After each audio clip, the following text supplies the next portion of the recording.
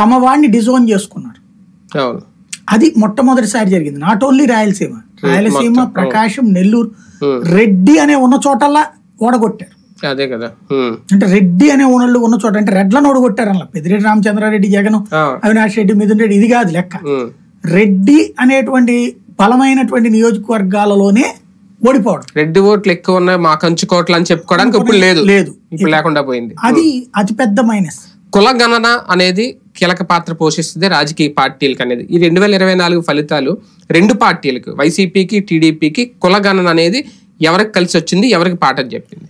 కుల గణనతో కలిసి రాదు ఎప్పుడు కూడా. కుల గణన తర్వాత ఈక్వేషన్, అంటే కుల గణన ద్వారా వీళ్ళు వేసుకున్న లెక్కలు, అంచనాలే కదా ఎన్నికల మీద ప్రభావం చూపిస్తాయి ఫలితాలు అనేది.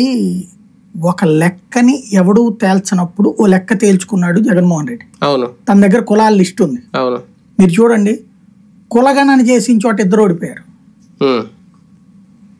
అక్కడ కేసీఆర్, ఇక్కడ ఈయన. అవును, కులగణన చేతిలో ఉండి ఓడిపోయారు. వీళ్ళు చేస్తున్నది ఒకటే తేడా, బీసీ, ఎస్సీ, ఎస్టీ వీళ్ళకి వీళ్ళేం వాళ్ళ పార్టీ అధికారాలు వాళ్ళ చేతికి ఇవ్వరు కదా.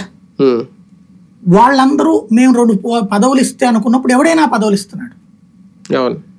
ఇంకా వాళ్ళు ప్రత్యేకించి అతను ఎందుకు ఓన్ చేసుకోవాలి? కానీ పవన్కి, చంద్రబాబు గారికి ఈసారి అవే కులాలు వెన్నుకాయలేదా? అదే చెప్తుంది, వాళ్ళ కులాలు వాళ్ళకు ఓన్ కాసినాయి అంటున్నా. వాళ్ళ కులాలు వాళ్ళకి అండగా నిలబడ్డాయి.